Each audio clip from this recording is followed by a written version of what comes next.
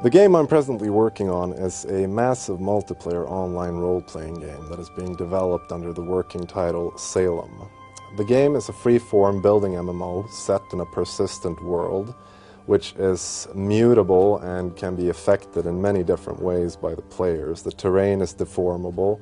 There will be plenty of woodlands that players can cut down, and there will be plenty of buildings that players can erect in this open and free world of theirs.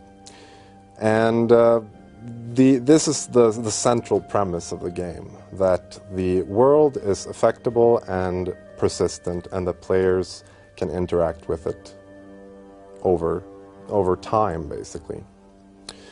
Other important features of the game include permanent death, meaning that when your character in the game, because it's a role-playing game, you'll have a character, and when he dies, he stays dead.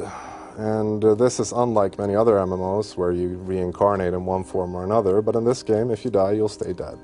The game is heavily inspired by the Anglo-American kind of Gothic tradition, and if we are to name specific inspirations, then obviously a name like H.P. Lovecraft cannot go without mention. And other names in the same kind of vein would be probably Edgar Allan Poe and Herman Melville. Also more modern, Tim Burton, Nightmare Before Christmas, that kind of mood and setting to it, which a kind of a cute, gothic kind of feel to it. Players will be taking the role, since the game is obviously set in colonial New England, it's the New World, players will be taking the role of intrepid colonists, basically. The character creation room where you start the game to create your first character will be like a seedy dock somewhere in the old world, London. And once you've created your character, set your hairdo and whatever else you need to set, you will basically be put on a ship and shipped off to Boston.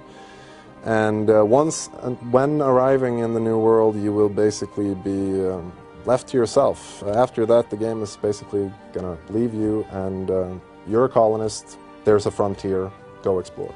There are plenty of things in the game mechanics themselves that are relatively conducive to an extremely dark game. I mean, players in this world are able to attack each other more or less unprovoked, and they'll be able to kill each other and, maim each other and raise the buildings that other players have built with their, their sweat and hard labor. I believe that the game has all the potentialities in the world to kind of balance itself, because I believe that players will be the first and foremost fount of justice in the game. And I think that's another beautiful aspect about it, because there's nothing as awesome as, killing the guy who caused a lot of trouble on your farm.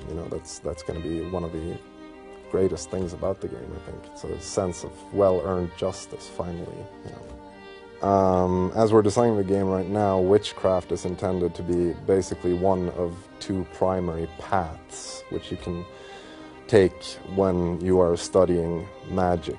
So there's definitely going to be both magic and witches in the game, definitely.